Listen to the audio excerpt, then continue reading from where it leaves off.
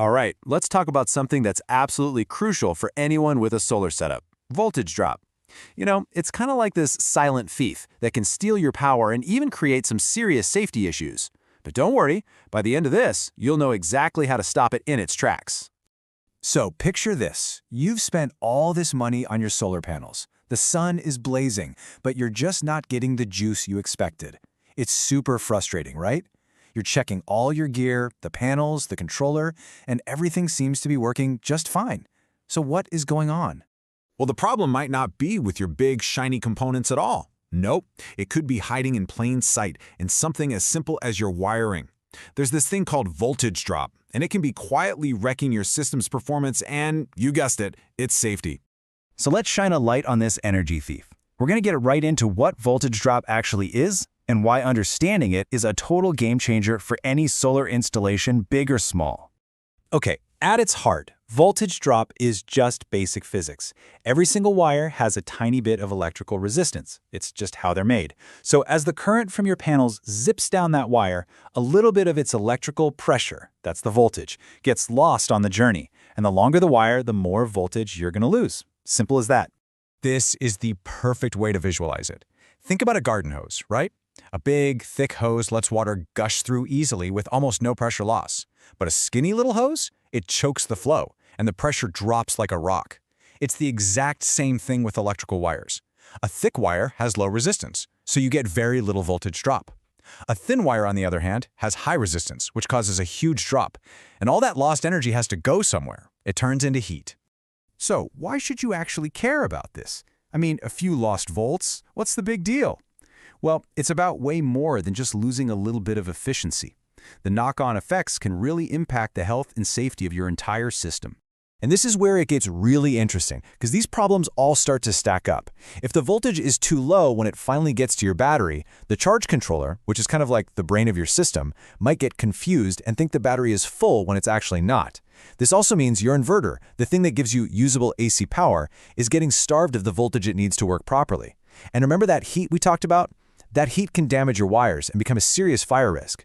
The bottom line is, you paid for every single watt of that power, and voltage drop is just throwing it away. Okay, enough of the doom and gloom. The best part is you don't have to guess about any of this. We can actually calculate the loss with some really simple math. This is going to give you the power to check your own setup and make sure you're making the right choices. This is the magic formula right here. V drop is the voltage you're losing. I is the current from your panels. That's in amps. R is the resistance of your specific wire. And L is just the length of the wire, one way. Now, why do we multiply by 2? Because electricity has to make a round trip, all the way from the panels to your controller and then all the way back to complete the circuit.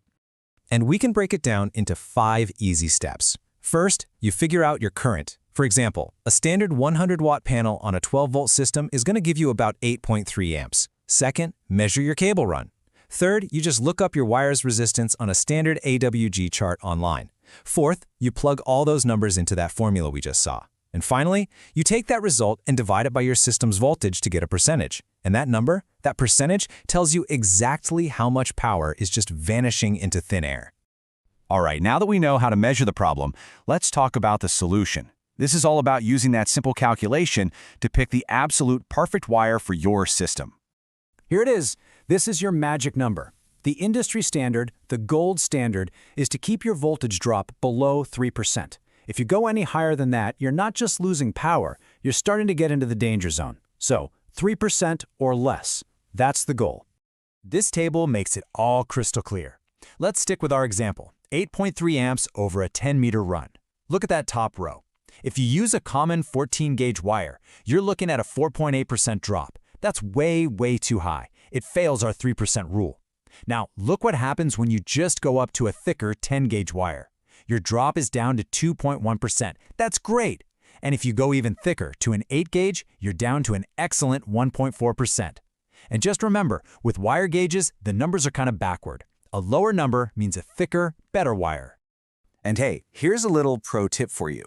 Another way to fight this is to design a higher voltage system from the get-go.